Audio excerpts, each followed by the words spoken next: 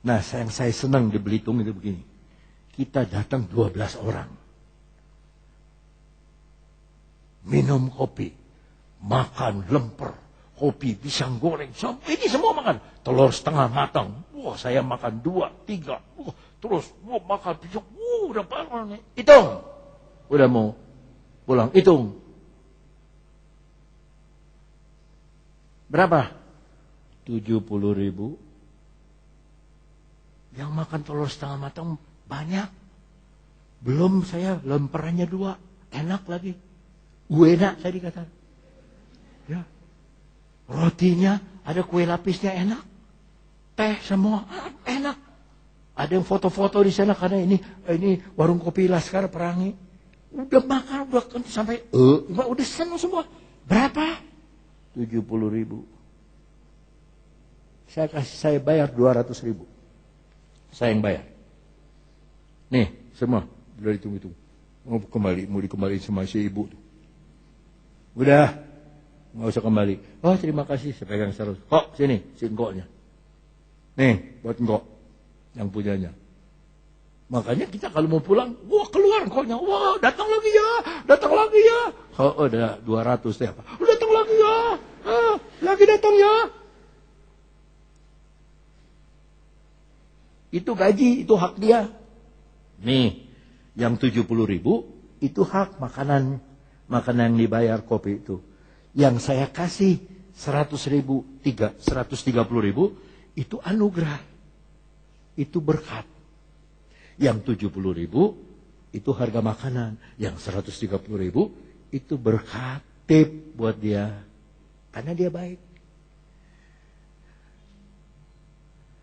Orang Tionghoa pakai kaos, pakai senyum terus kalau dagang. Makanya saudara kalau senyum teh, aduh, antri yang makan, yang catur di situ, baru makan,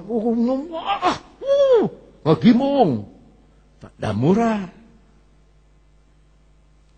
Makanya kalau jual barang jangan terlalu mahal, yang murah tapi banyak, laku. Ya, kasih tahu kalau mau sale, saya datang. Ayat yang ke-5. Tetapi kalau ada orang yang tidak bekerja, namun percaya kepada dia, yang membenarkan orang durhaka. Aduh Tuhan, saya ingin supaya saudara buka hati saudara. Tuhan membenarkan orang apa saudara? Pakai bahasa Sunda, jelema doraka. Tapi Tuhan benarkan. Itu yang disebut anugerah.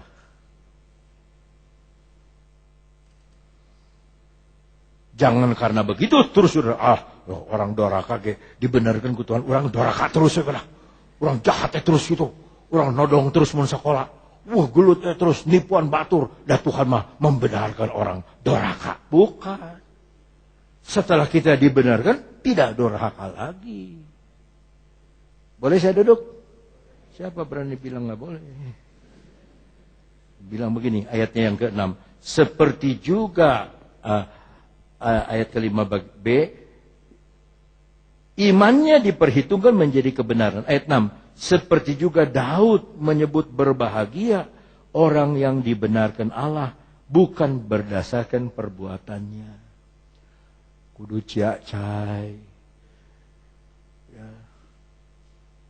Kalau mau masuk surga, mesti tidur di atas paku, bantalnya duren, tusuk giginya paku payung.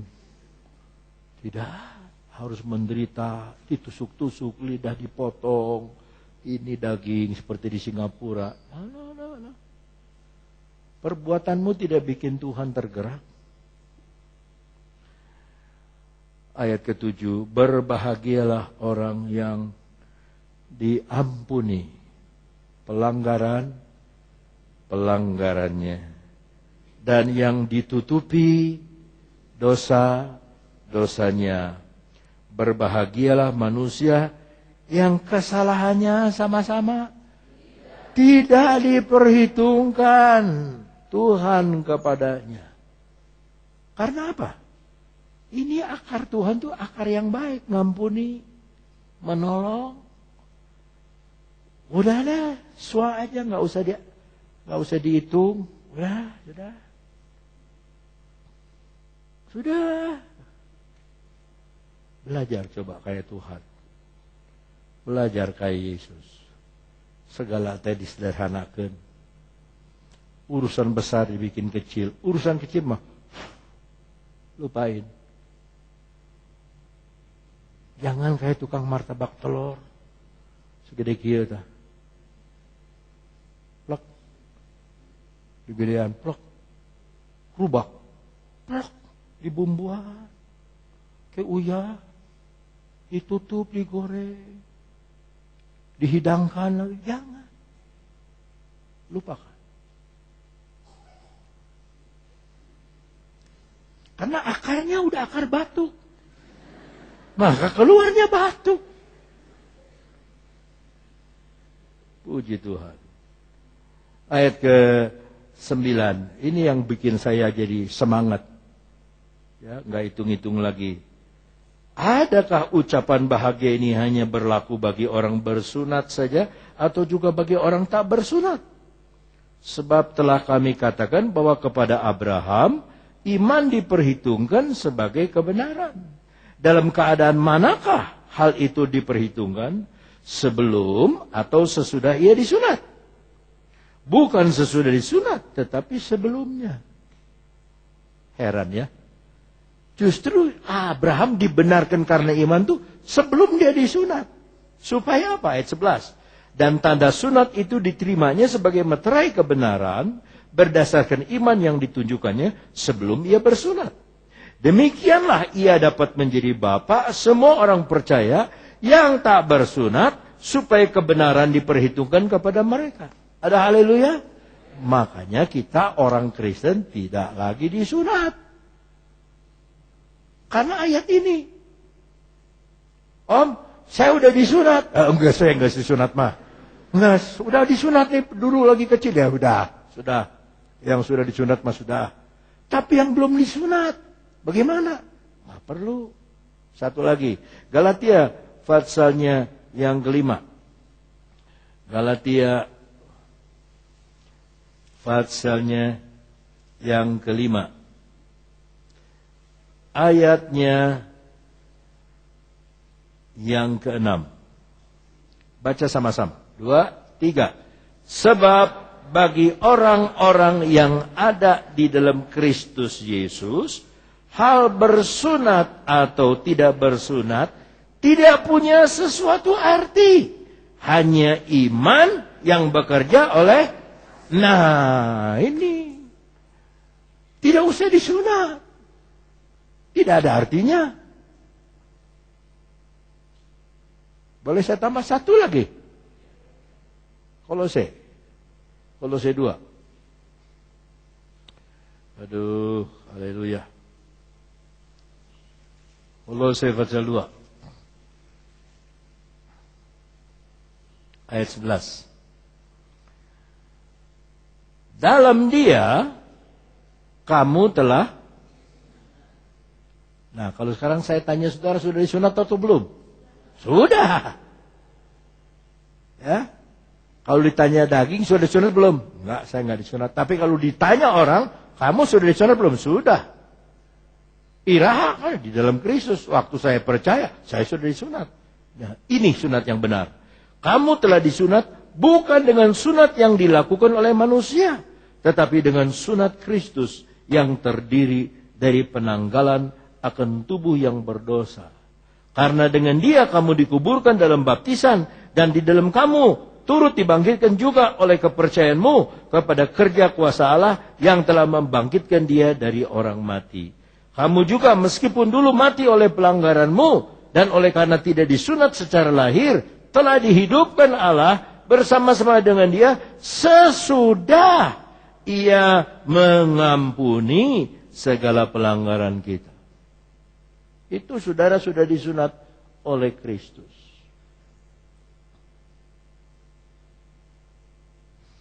Jangan lupa 27 Juli saudara diminta doa dan puasa seluruh Jawa Barat. untuk Musda supaya berjalan sukses di Kota Bandung di Hotel Horizon.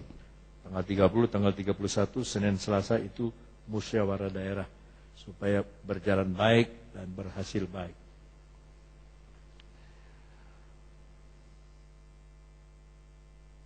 Nah, kembali lagi kepada akar. Bagaimana saudara? Jadi kalau ada masalah, mesti lihat akarnya. Akarnya di mana? Kalau kita orang Kristen, akar kita Kristus, nggak ada masalah. Maka kita jangan jadi masalah bagi orang. Kita harus menjadi jawaban bagi masalah. Kita harus menjadi bagian dari jawaban. Bagian dari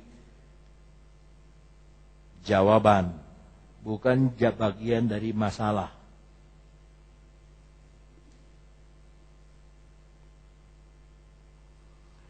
Serem saya lihat saudara. Akar kita itu Yesus loh. Yesus itu senyumnya menarik. Ngomong kiri kanan, senyum Anda sangat menarik. Menarik siapa saya nggak tahu.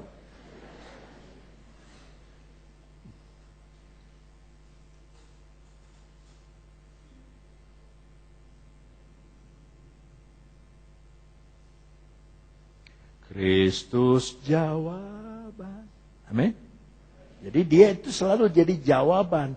Kita juga sebagai carang-carangnya, sebagai ranting-rantingnya harus menjadi bagian dari jawaban. Bukan bagian dari masalah. Ada satu pendeta dari Bandung, bukan GPDI. Dia datang ke jemaat saya di Jakarta. Aduh bro, gimana ya? Saya belum bayar kontrak. Kontrak saya belum bayar. Untung nih si jemaat, muridnya Pak Onda tuh dia tahu menjawab. Kalau bro saja pendeta bingung, apalagi saya jemaat. Lebih bingung lagi. Udah. Malu saya kalau pendeta sampai, gimana ya? Masalahnya gini, gimana ya? Kan katanya Kristus jawaban. Kan katanya ikut Yesus ada selalu berkat. Maka saudara itu dikelilingi berkat. Di atas saudara ada berkat. Di bawah saudara ada berkat mengangkat saudara. Di atas saudara ada berkat memayungi saudara. Di depan ada berkat menuntun saudara. Di belakang ada berkat mendorong saudara. Di kiri kanan ada berkat melengkapi saudara. Saudara dikelilingi berkat. Sebab akar yang ada di hati kita, akar Yesus Kristus. Dimana kalau akar itu baik, segala sesuatu baik. Sebelum buka toko, ngomong. Berlutut di depan toko. Sebentar kok. Tuhan, saya belum bisa berdoa untuk toko saya. Jadi saya berlutut ini, saya percaya kepada Tuhan. Berkatilah toko ini. Berkati yang kerja, berkati kami. Jaga, lindungi supaya jangan ada maling, jangan ada garong, jangan ada yang nodong. Tuhan jaga, Tuhan lindungi semuanya berjalan dengan baik. Terima kasih Tuhan. Amin. Nggak panjang kan? Saudara masih belum bisa ikut tuh anak tadi. Ya Tuhan, tidak kurang, tidak lebih, nggak ada lagi yang saya doakan. Amin. Tapi jangan tiap hari begitu. Ntar Tuhan kasih biji peletuk aja karena kepala kita. Apa itu Tuhan? Tidak kurang, tidak lebih. Haleluya. Saudara senang ikut Yesus? Kesenangan itu datang dari mana? Dari akar. Hati yang gembira adalah nyanyi we pinter berobat. Setelah makan obat 3 kali di klinik Tongfang, sembuhlah saya. Bohong itu. Hati yang gembira adalah obat. Hati yang gembira adalah. Gak ngerti-ngerti nih pemain musik. Seperti obat